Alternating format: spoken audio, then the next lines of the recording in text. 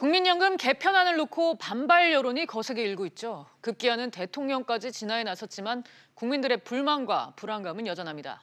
이런 가운데 오늘 공청회에서 제시될 국민연금 운영 방안에 관심이 쏠리고 있는데요.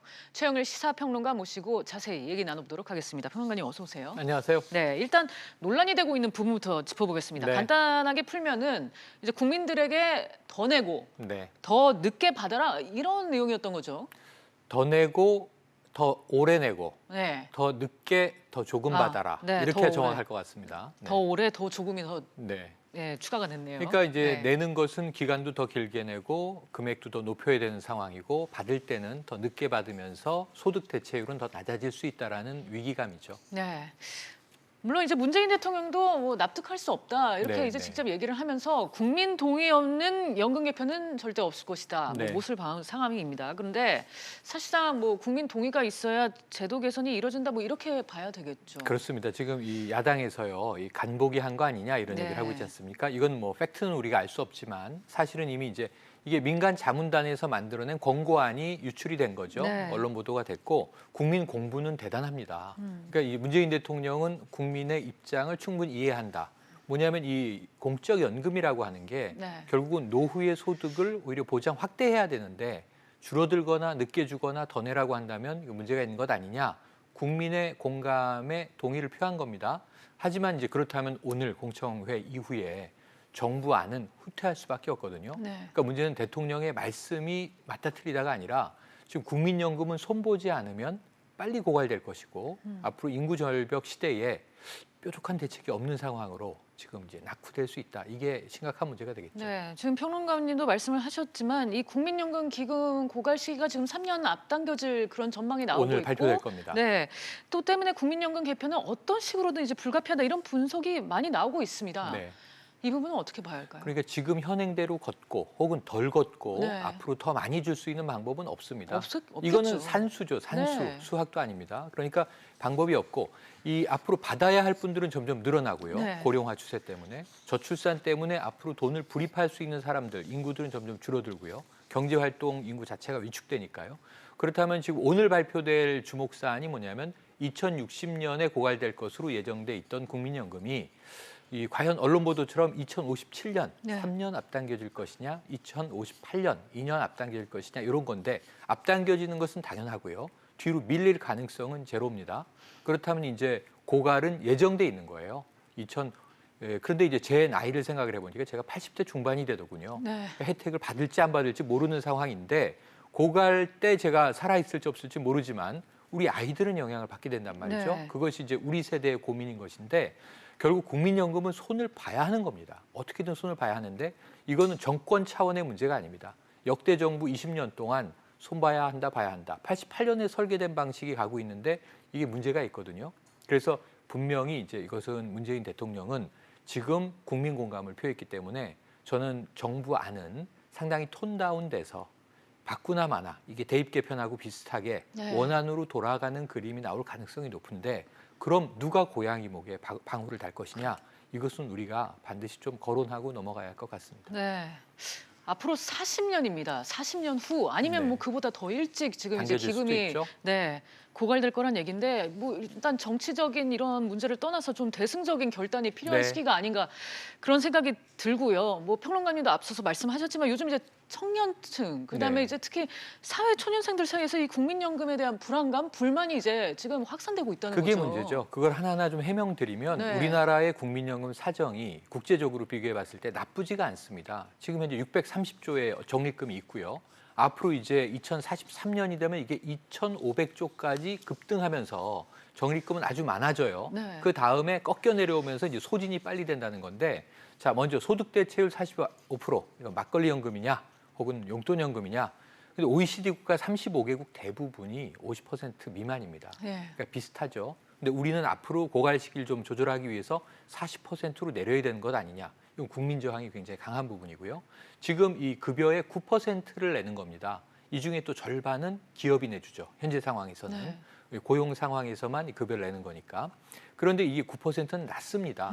OECD 평균은 한 12% 정도 되고요. 우리가 부러워한 선진국가, 연금으로 노후에 여행도 다니고 하는 국가들은 15% 이상 걷습니다. 네. 그럼 우리가 지금 연금을 더 걷겠다. 두 자릿수로 올리겠다. 지금 1.8% 올리는 안이 민간 공고안에 들어있는데 이거 난리거든요. 네. 못 올릴 것 같아요. 그러면은 더 받기는 어렵죠. 그럼 45% 유지에 9%를 낸다. 이렇게 돼 있는 거고 지금 소득 수준이 하한 상한이 정해져 있어요. 하한은 30만 원이 하한이에요. 이 정도 소득은 있어야 9% 2만 7천 원씩 떼서 나중에 받는 거고 네. 상한은 468만 원이거든요. 월 1억을 벌던 1,000만 원을 벌던 468만 원 이상은 못 뗍니다. 자, 그런데 그럼 이분들이 나중에 받는 돈은요. 냈던 거보다 많습니다. 그러니까 이제 하위 소득자에게 더 주기는 해요. 30만 원에 대한 9%를 내던 분들에게는 4.5배를 드리고요. 네. 상한 468만 원 기준으로 내던 분들에게는 1.4배를 줘요. 그럼 그 중간 평균이 월 227만 원 소득인데 이분들은 나중에 1.8배 정도를 받습니다. 그렇군요. 2배 가까이. 2배. 그러니까 사실은 누구에게나 이득이 되는 거예요. 네. 그다음에 이제 괴담이 뭐가 있냐면 고갈되면 못 주는 거 아니냐. 못 줄 수 없습니다. 국가가 파산하지 않는 한. 네. 국가가 법적으로 이걸 이제 정해놨거든요. 그래서 고갈이 되면 세금으로라도 줘야 됩니다.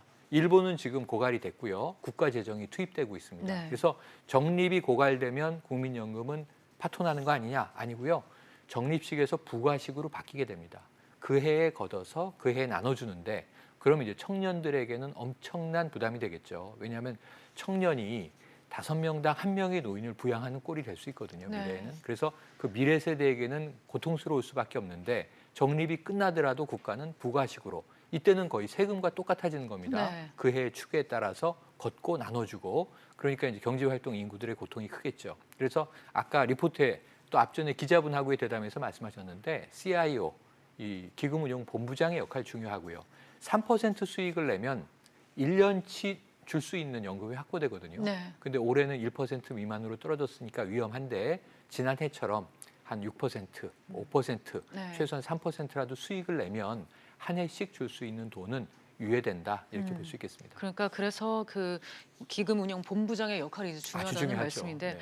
사실 이제 고갈이 되면 국가 재정을 투입할 수 있다고 지금 평론가님이 말씀하셨는데 네. 사실 그 국가 재정이라는 것도 세금에서 나오는 세금이죠. 거고 네. 세금도 국민들 호주머니에서 나오는 거잖아요. 그러니까 국가 재정에서 투입할 수 있다가 아니라 네. 지금 법적으로는 투입해야만 한다. 네. 의무 상황이 되는데요. 국가가 이 의무를 지면 지금 현재 기준으로 보면은 연 한 20조 정도가 국민연금으로 나가는 거예요. 그러면 국가 예산 20조가 늘어나는 거죠. 네. 그러니까 올해 우리가 이제 400조 이상의 슈퍼 예산을 운영하고 있는데 이제 고갈이 되면 그 다음부터는 매년 20억 내외의 세수를 더 걷어서 국가 재정으로 공적 연금을 줘야 되는 상황입니다. 그러다 보니까 이제 많은 국민들의 불만이 차라리 폐지해라. 네. 그리고 아니면 자율가입으로 전환해달라. 네. 그럼 우리가 사적연금하고 경쟁해야 되거든요. 그래서 이것은 불가능한 일입니다. 왜냐하면 170여 개의 나라에서 공적연금을 이 노후 양극화 해소의 방안으로 쓰고 있는데 우리의 복지가 후퇴할 수 있거든요. 그래서 이것을 없애거나 뭐 강제를 이제 해지하거나 할 수는 없는데 저는 이 사단의 원인은 뭐냐면 국민이 국가 혹은 이 연금을 관리하는 공단을 신뢰하지 못하는 것의 문제다. 네. 그러니까 왜 15%, 20% 되는 이 세수를 내고 나중에 노후연금을 적립하겠습니까? 이 북유럽 선진국의 경우에 간단하거든요. 그러니까 국가를 믿을 수 있는 거예요. 자, 내가 낸 돈만큼 나중에 노후에 돌려주겠지. 이게 30년 후가 되든 40년 후가 되든. 근데 우리는 지금 평생 40년 정도를 불입하고 20년 정도를 받고 생애를 마감하게 되는데 내가 낸 돈을 내가 받을 수 있느냐, 다 받을 수 있느냐, 덜 받는 것 아니냐, 아예 못 주는 것 아니냐, 여기에 대한 이제 국가에 대한 불신이 워낙 커서 앞으로 공정한 정부가 국민 신뢰를 장기간 회복해야만 개혁할 수 있는 것 아니냐. 이번 정부에서도 저는 솔직히 개인적으로는 자, 국민연금 개혁은 물 건너갔다 이런 생각이 드네요. 아까 평론가님 일본 사례도 얘기를 해주셨는데 실제 이제 기금 고갈 같은 비슷한 문제를 겪고 있는 나라들이 많습니다. 있겠죠. 네네. 그 나라들은 대체 어떻게 해결을 해왔을까요? 그러니까 일본도 있고요, 남유럽 국가들도 네. 있고 지금 유럽 국가, 미국도 일부. 자, 어떻게 하고 있냐면 간단합니다. 적립식을 폐지하고 부과식으로 전환한 거죠. 그래서 그 해의 세수에 지출해야 할 연금이 포함이 돼서 세금으로 걷어서 국가가 지원한다 이런 방식인데 이게 우리가 생각하는 일반적인 복지긴 하죠. 왜냐하면 정부 예산 중에도 지금 청년 실업 수당이라든가 노인연금이라든가 노인연금도 우리가 연금이 붙어 있는데 물론 지금 20만 원에서 9월부터 25만 원으로 오르지 않습니까? 그러니까 이것도 지금 국가가 지급하는 연금입니다. 세금에서. 복지적 차원에서. 네. 그런데 노후연금은 사실은 자기가 적립했던 것을 국가가 돈을 보태서 노후에 돌려주는 방식인데 문제는 이 돈을 잘 관리해서 불려야 되는데 지금 630조 중에서 130조가 주식에 투자돼 있거든요. 그런데 지난 정권에서 우리가 봤지만 이거 뭐 대기업 재벌들 도와주느라고 우리 연금이 고갈되는 거 아니냐 이런 불신들이 계속 누적돼 와서 네. 지금 20년 동안 국민연금에 대한 불신이 계속돼 그러네요. 있거든요. 그래서 네. 저는 앞으로 이것은 한 4차례 정도 정부가 더 지나가야 20년쯤 흘러서 국민연금을 재설계하고 이 문재인 대통령이 이야기한 것 중에 중요한 대목은 이번 정부는 뭘 할 수 있냐면 사회적 합의를 위한 이제 수의, 네. 공론화 그 첫걸음을 시작할 수 있을 뿐이고요. 이게 앞으로 한 3, 4년 동안에 과연 재설계가 완료될 수 있을까 어려워 보인다 이런 네. 대목입니다. 20년이라는 시간을 기다리기는 너무 긴 것 같은데 마지막으로 뭐 사회적 합의를 위해 이제 공론화가 필요하다고 말씀을 하셨는데 사실 국민들의도 이제 듣는 자세가 필요할 것 같아요. 네. 뭐 마지막으로 좀 해안이라든가 예, 뭐 국민들에게 이 네. 자세를 요구할 수는 없습니다. 네. 요즘에 무슨 저 뭐 시장이 이야기한 버르장머리 이런 얘기도 등장하고요. 네. 뭐 문희상 국회의장 특활비 폐지하면서 납작 엎드린다 이런 표현도 쓰고 했는데 다 공직자의 저자세를 이제 국민들이 믿지 않고 있기 때문에 네. 국민 설득은 어떻게 돼야 되냐면 오늘 공청회가 이제 첫 번째 시발탄으로 보여집니다. 이 5년마다 열리는 거거든요. 오늘이 4차인데 추계가 발표될 겁니다. 그럼 고갈 시기가 좀 어느 정도 이 시뮬레이션 된 결과가 당겨져서 예측될 거고요. 그리고 언제 고갈된다. 2043년 이후에. 그리고 그 추이는 어떻게 흘러간다라는 게 오늘 윤곽이 드러날 텐데 거기에 따라서 앞으로 10년 동안 이 문제를 한번 우리가 부러뜨려 보자. 네.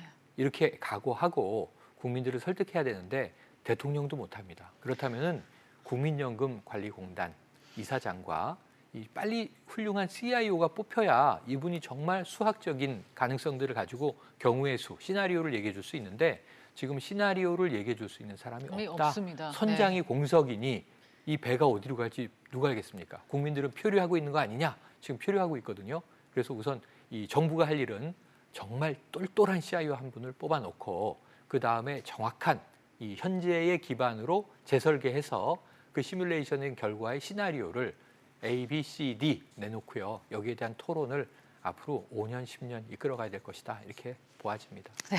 일단은 오늘 공청에서 어떤 결론이 나오게 될지 좀 지켜봐야죠. 지켜봐야 될 것 같습니다. 네. 평론가님 오늘 말씀 감사합니다. 고맙습니다.